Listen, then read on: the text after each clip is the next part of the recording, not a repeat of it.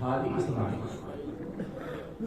یہ جب حج سے فارغ ہوئے اور مدینہ شریف کی حاضری ہوئی تو یہ خود کہتے ہیں کہ جیسے ہی میں ایک ہوٹل میں میرا قیام تھا اور میں کھانے کے لیے بیٹھ گیا تھا تو ایک بلی آ گئی تو میں مدینہ شہر کی بلی سمجھ کر پہلے خود نہیں کھاتا تھا پہلے اسے کھلاتا تھا اور وہ بلی کھانے کے وقت ضرور حاضر یہاں چند دن گزرے اور بلی پابندی کے ساتھ میرے کھانا کھانے سے پہلے حاضر ہوتی تھی اور میں اسے کھانا کھلاتا تھا. اس کے بعد کہ بیاد رسول بلی اچانک میں نے یہ فیصلہ کیا کہ یہ بلی مجھ سے بہت مانوس ہوتی ہے اور مجھے بھی اس بلی سے لگاؤ ہو گیا. ایک دن جیسے ہی وہ بلی کھانے کے وقت آئی اور میں کھانے کے لیے بیٹھا ہی تھا, بلی آ گئی اور میں نے اس کے سامنے روٹی کے ٹکڑے بنا کے اس کے سامنے رکھا, لیکن ڈالنے سے پہلے میرے دل میں خیال آیا کہ یہ بلی مجھ سے مانوس نہیں, اس سے مانوس نہیں. میرے 3 دن رہ گئے واپسی میں, تو میں اس بلی کو مدینے کا تبرک سمجھ کر پنجاب یہ خیال صرف میرے دل میں آیا. بلی کے سامنے میں روٹی کے ٹکڑے ڈال چکا تھا, اچانک جیسے ہی یہ خیال آیا بلی نے کھانے کو چھوڑا اور وہاں سے چل گئی. مجھے حیرت ہوئی کہ آج بلی نے کھانا کیوں نہیں کھایا اور کیوں چلی گئی, مگر میں سوچتا رہ گیا اور پھر میں نے کھانا کھایا اور کھانا کھانے کے بعد پھر میں نماز کے لیے مسجد نبی شریف میں چلا گیا. نماز پڑھی اور نماز کے بعد میرا معمول تھا کہ میں سرکار کی بارگاہ میں صلاۃ السلام کے لیے حاضر ہوا. تو جیسے ہی میں صلاۃ السلام کے لیے حاضر ہوا تو میں نے دیکھا کہ وہ بلی سرکار کی جانبوں سے لگی ہوئی گئی.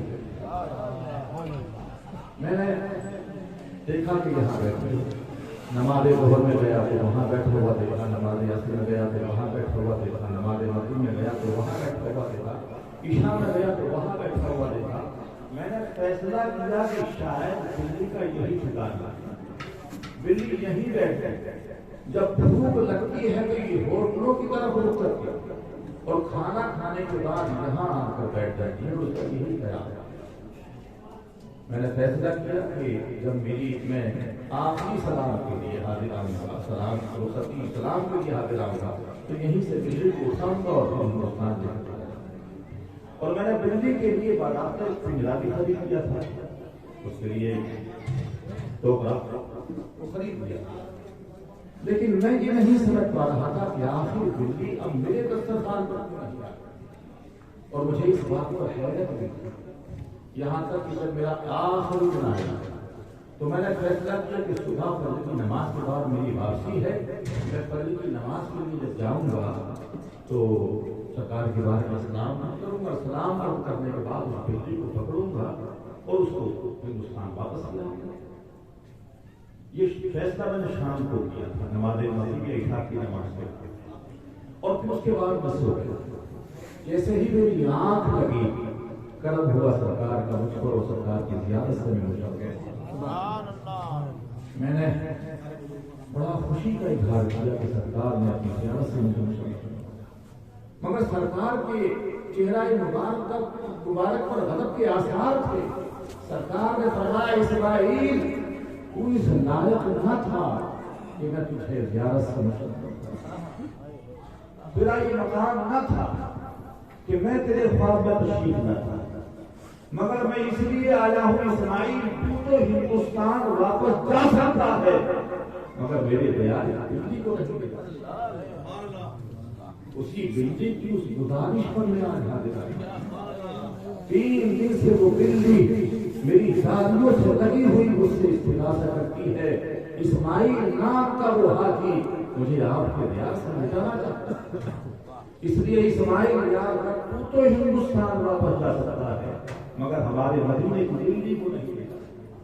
اب میں آپ سے بات پوچھنا چاہتا ہوں, اس حاجی اسماعیل نے وہ بات دل ہی میں سوچی تھی نا, بلی جان گئی, کیسے جان گئے وہ نبی کے بیان کا.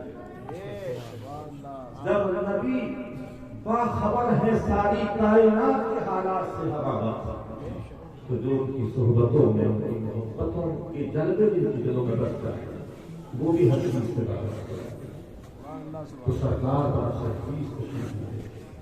میں اپنی ماں اور بہنوں سے گزارش کروں گا کہ جب سرکار بلی کی صدا کو سن سکتے ہیں, اس کی گزارش کو قبول فرما سکتے ہیں, اسلام کی شہزادیوں اگر تم نبی کی غلامی کرو گی, تم نبی کے غلام بنو گے, تو سرکار ہماری باتوں کو یا ہماری تمنا کو کیوں نہیں سن سکتے؟ یقیناً سن سکتے ہیں, مگر ضرورت ہے اس کی غلامی کی, ضرورت ہے نبی کی اطاعت و فرما برداری کی. آج ہماری ماں اور بہنیں, ہماری ماں بیٹیاں بھی سرکار کی شریعت کی پابند ہو جائیں. آج ان کے ہاتھوں میں ٹچ موبائل نہ ہو, قرآن عظیم ہو, اس کی تلاوت مخلوق ہو, آج وہ ٹی ویوں کے سامنے نہ بیٹھیں, موبائلوں میں وقت برباد نہ کریں, بلکہ رب کی بارگاہ میں مصلی پر بیٹھیں. تو میں یہ کہتا ہوں, یا ہمارے نوجوان, ہمارے بوڑھے, یہ آج جو ٹچ موبائلوں میں راتوں کو خراب کرتے ہیں یا اپنے وقتوں کو برباد کرتے ہیں, اللہ رسول کی اطاعت و فرما برداری سے غافل ہیں. اگر ہم سب نبی کے غلام بن جائیں گے, ہماری صدا ہمارے دل سے بعد میں نکلے گی, مصطفیٰ کی عطا ہم سے پہلے,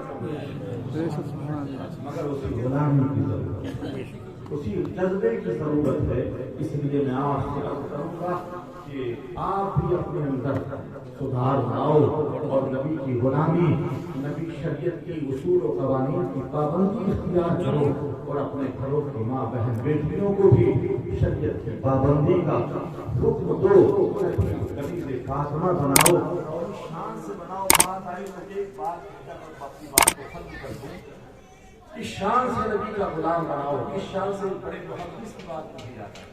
وہ مدینہ شریف تشریف لے گئے ہیں.